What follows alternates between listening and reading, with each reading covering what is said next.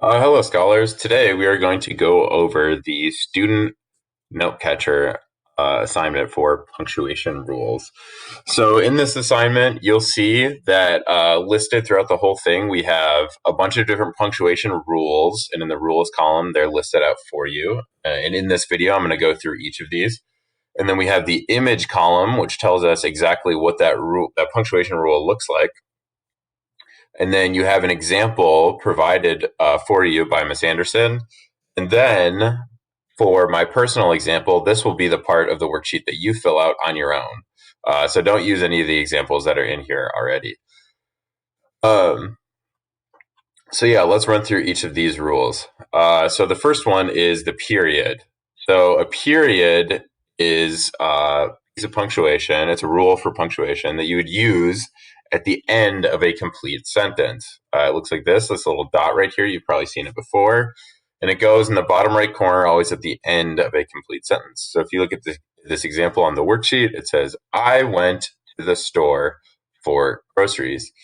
And then there's a period right at the end. And a period goes here because it's a statement about something that happened, right? And it's not said in an excited way. So,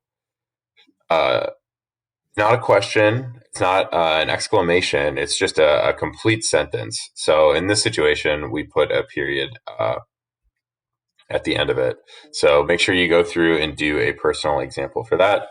The next rule we have is the question mark.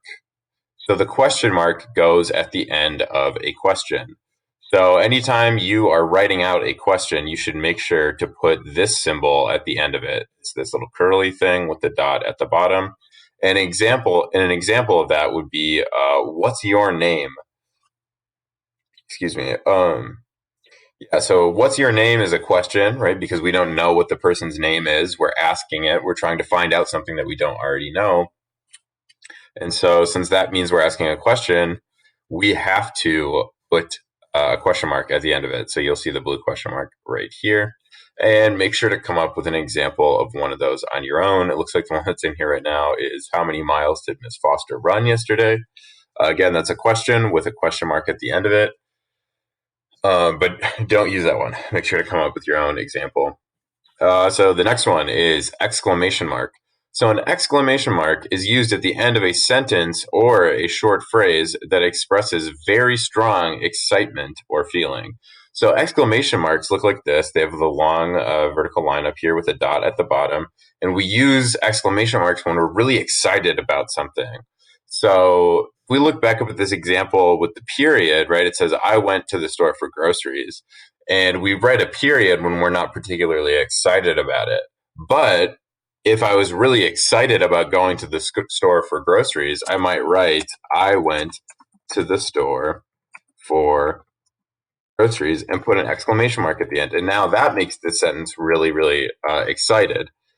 Uh, Personally, I don't get super excited about getting groceries. Sometimes I do. But one instance where I would talk about something that I like that is really exciting would be talking to a friend about a concert that I saw pre-COVID. I have not seen any concerts during the COVID-19 pandemic, but before the COVID-19 pandemic, I used to like to see music concerts a lot. So I might say something like, I really loved that band I saw play last night. Then I would put an exclamation mark at the end because that's something I was really excited about. And so, if you think about things that you find really exciting in your life, if you want to share those in writing, then you would make sure to add an exclamation mark at the end of your sentences. So the next rule is a comma. So you use commas for listing two or more items. So there's also some extra rules about. Actually, yeah, let's not get into those. So you use commas for listing two or more items. So let's say, let's build off the old grocery example, right? So let's say I went to the grocery store and I bought some ingredients for breakfast. So if I wanted to list those ingredients out, I would use commas. So I would say, I bought eggs, cheese, and milk at the grocery store.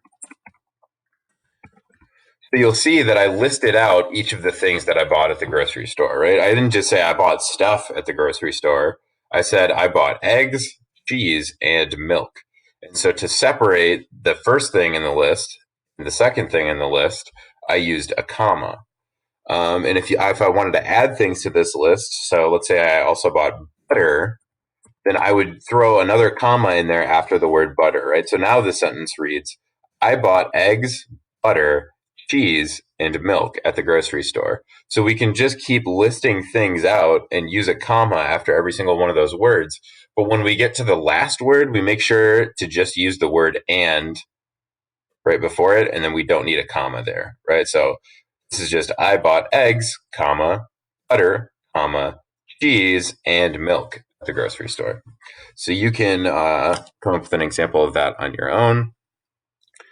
And then the last rule on the worksheet is for quotation marks.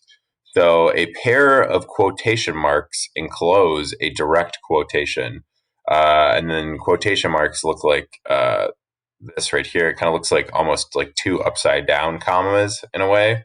And these are always going to go high up, right? So we saw that the commas went down low. Now quotation marks we're going to see go high up. And so a quotation is when you are trying to say something that someone already said before and you're trying to reference that. So let's say I'm quoting my dad, right? Let's say my dad said, he told me a funny joke, and I want to reference what my dad said. I would say, my dad was really funny when he said, and now I add the quotation marks because I'm about to reference what my dad said. Let's say, um, I'm trying to think of something funny that my dad might have said recently. uh,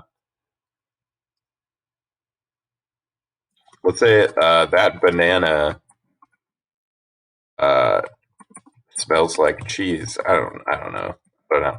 Whatever. Maybe you find that funny, maybe you don't. But anyway, so in this example, I'm saying my dad was really funny when he said that banana smells like cheese. So I'm referencing what my dad was saying. And since I'm referencing something that he said, and it's not something that I originally said, I use these quotation marks to show that I'm simply saying what he said. Right. So this part of the sentence is original. It's me saying my dad was really funny when he said, and then when I when I mention the thing that my dad said, I use the quotation marks. Uh, that's probably not the best example. I mean, I don't know, it works. It's a good example. And it's just kind of strange, but make sure to come up with your own example for this. If any of these confused you, make sure to pause the video, go back to the part that was confusing, rewatch it, and if you still have questions at the end of it, don't be afraid to ask Ms. Anderson, Ms. Foster, or Mr. K. Thanks for watching. Have a good day.